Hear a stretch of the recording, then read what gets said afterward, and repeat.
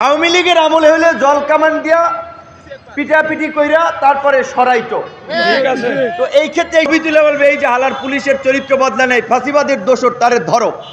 তো পুলিশকে অ্যাকশন, মানুষ কিছু মানুষের মধ্যে অতি বিপ্লবী স্বভাব তৈরি হচ্ছে।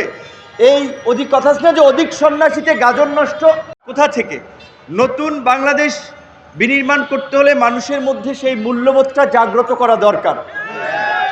পরিপূর্ণ বয়স্ক মানুষ যেই প্রজন্মটা এক্সিস্ট করে তাদের মাথা ঘুরানো খুব ডিফিকাল্ট, কিন্তু যারা কোমলমতি শিক্ষার্থী যারা গড়ে উঠতেছে তাদেরকে যদি আমরা নৈতিক আদর্শিক মূল্যবোধ ধর্মীয় মূল্যবোধে গড়ে তুলতে পারি তাহলেই কেবল আগামীর নতুন বাংলাদেশ বিনির্মাণ করা সম্ভব। আজকে ত্রাণ ও দুর্যোগ মন্ত্রণালয়ের মাননীয় উপদেষ্টা বীর মুক্তিযোদ্ধা ভদ্রলোকের সাথে কথা বলছিলাম, তো তিনি বলছিলেন যে আমরা বদলি করছি, সেটা সমন্বয়ক বলেন রাজনীতিবিদ বলেন অনেকে ফোন দিয়ে তাদের বদলি যেন এইখানে রাখা হয় এই বিষয়ে সুপারিশ করছে। এখন 16 বছর এই আওয়ামী ফ্যাসিবাদ ছিল, সেখানে যার খুঁটির জোর যত ছিল সে ঢাকায় থেকেছে কিংবা তার পছন্দের কর্মস্থলে থেকেছে। এখন ওইখানে এমন মধু তারা পেয়েছে ওইখান থেকে আর তারা যেতে চায় না। সবার কমন কিছু কথা, মায়ের অসুস্থতা, বাবার অসুস্থতা, বাচ্চা কাচ্চার দেখভাল করতে চায়, এই জন্য সে ওইখানে থাকতে চায়।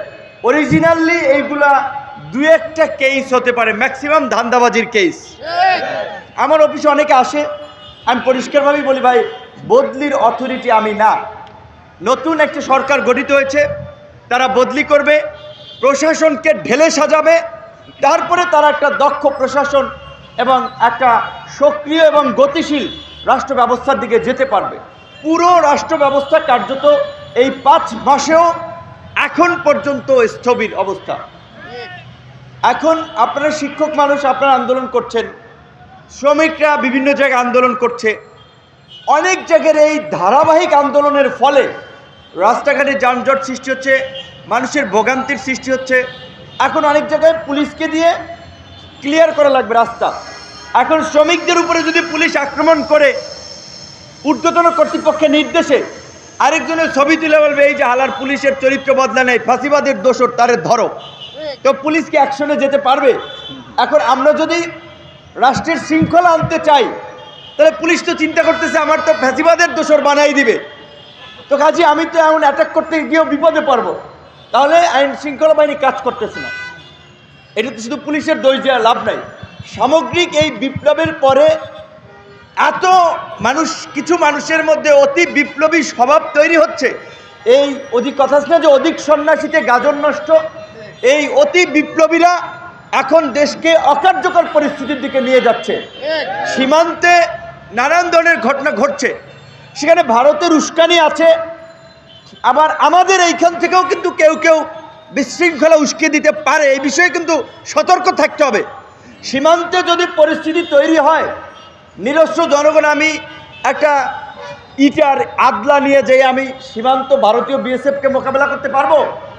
আগে আমাদের বিজিবি তারা সিদ্ধান্ত নেবে তারা কি করবে। তারা যদি সিগন্যাল দেয় গ্রামবাসীকে, জনগণকে যে আপনারা আমাদের পেছনে থাকেন, তাহলে আমরা তাদের পেছনে দাঁড়াতে পারি। কিন্তু অতি উৎসাহী এবং হঠকারী কোনো কাজ করা যাবে না। আজকে আপনারা এই যে আন্দোলন করতেছেন শান্তিপূর্ণভাবে, পুলিশ আপনাদের নিরাপত্তা দিচ্ছে, প্রটোকল দিচ্ছে যেন এইখানে কোনো অঘটন না ঘটাতে পারে।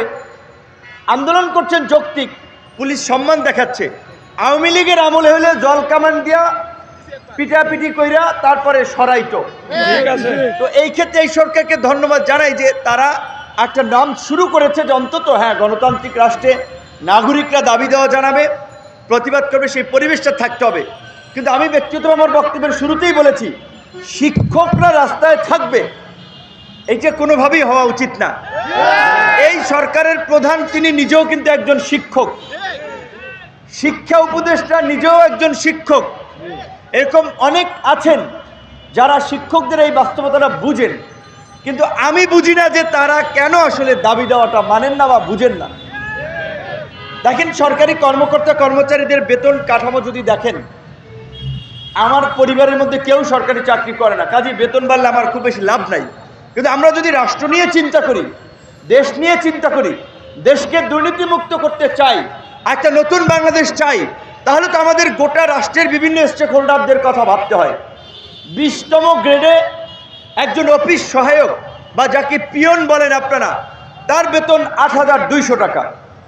এই বর্তমানের ন্যূনতম শ্রম মজুরিতে একজন গার্মেন্টস কর্মীরও বোধহয় ন্যূনতম শ্রমের আপনার মূল্য 11,000 প্লাস।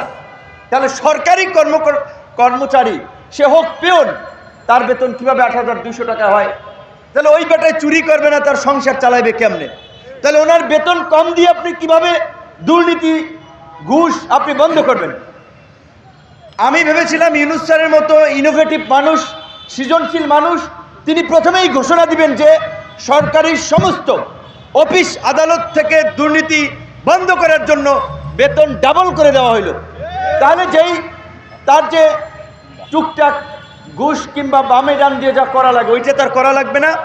বেতন বাড়িয়ে করা নির্দেশনা যে যারা দুর্নীতি করবে ডাইরেক্ট চাকরিচ্যুতি, এবং রাষ্ট্রীয়ভাবে সবচেয়ে বেতন বেশি হবে শিক্ষকদের। সচিব তো শিক্ষকের ছাত্র, নাকি সচিবের ছাত্র শিক্ষক? আমাদের মতে সবচেয়ে স্যালারি হওয়া উচিত বেশি শিক্ষকদের, কিন্তু সেই শিক্ষকরা 2য় শ্রেণীর চাকরি করে, 3য় শ্রেণীরও চাকরি করে।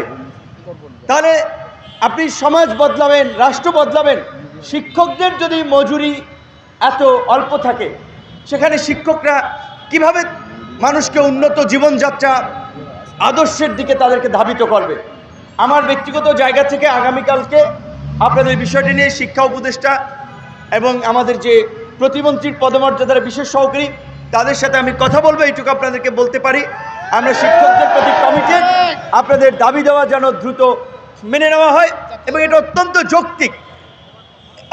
যৌক্তিক দাবি। প্রাইমারিগুলো জাতীয়করণ করেছে, মাদ্রাসা কেন বৈষম্যের শিকার হবে? এবং মাদ্রাসা শিক্ষার আমাদের দেশের অবশ্যই শিক্ষা ব্যবস্থা একটা গুরুত্বপূর্ণ ভূমিকা পালন করে যাচ্ছে, কিন্তু সমস্যাটা হচ্ছে কি, আপনাদের পক্ষে সুশীল সাংবাদিক যারা টকশোতে কথা বলে, বিভিন্ন সেমিনারে বক্তব্য দেয়, ওই রকমের লোক, কথা বলার লোক নাই, কারণ আপনাদের মাথায় টুপি আছে, এই জন্য আপনাদের বিষয়টা নিয়ে অনেকের ভাবনাই নাই।